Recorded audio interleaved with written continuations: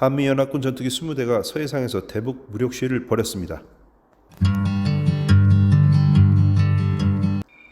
한미연합군 전투기 20대가 서해상에서 대북 무력 시위를 벌였습니다. 이는 지난 5일 북한의 단거리 탄도미사일을 도발했다는 지대지 미사일 에이테크스 8발 발사에 이은 또 다른 실질적 대응입니다.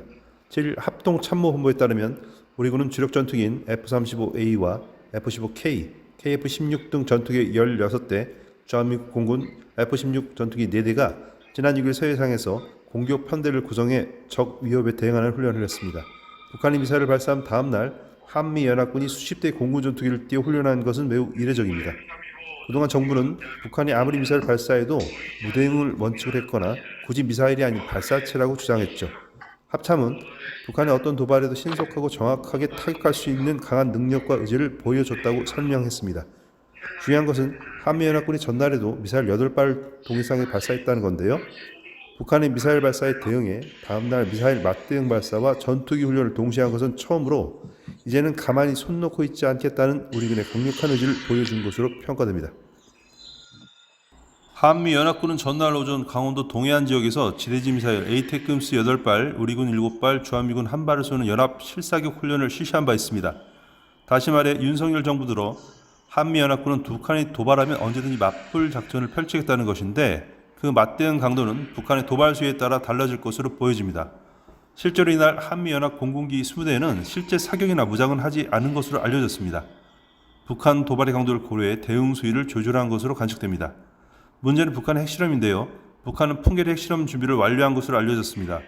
만약 북한이 핵실험을 하면 우리 군의 대응 카드는 무엇이냐는 것인데 그렇다고 한미연합군이 맞대응 차원에서 핵실험 훈련을 하는 것은 현실적으로 어렵다는 전망이 우세합니다. 일각에서는 북한이 핵실험을 할 경우 괌에 배치된 죽음의 백초 B-1B 전략폭격기나 B-52 전략폭격기 대대가 한반도 주변을 선회할 것 아니냐는 관측이 나옵니다. 이미 미군의 핵 항공모함은 얼마 전 우리 군과 괌 주변에서 훈련한 바 있습니다.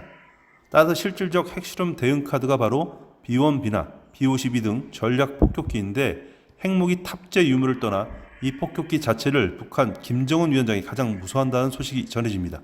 그런데 어디 북한만 민감하게 반응할까요? 명분은 북한 때문이라 했지만 한미연합군이 서해상으로 전투기 20대를 띄운 이상 중국 역시 모종의 맞대응 훈련을 할 것이라는 분석이 있습니다. 아무튼 윤석열 정부 출범 이후 우리 군이 북한의 미사일 발사와 관련해 시원시원하게 반응을 하고 있습니다. 러시아의 우크라이나 침공으로 깨달은 것은 자기의 군사력 강화는 아무리 강조해도 지나치지 않다는 것입니다. 이를 위해선 우리 군은 핵잠수함 도입과 탄도미사일 중량과 사거리를 늘리는 자주국방 강화가 절실하고 아울러 미국 등 연합국가의 군사 공조가 필수 불가결한 것입니다. 미군으로부터는 유사시 핵무기 지원을 보장받아야 하고 최첨단 첩보위성과 대북 감시망을 강화해야 합니다. 우리 스스로의 노력 플러스 한미 공조를 통해 이날의 하늘과 땅 바다를 반드시 지켜야 합니다. 지금까지 이슈벨리였습니다.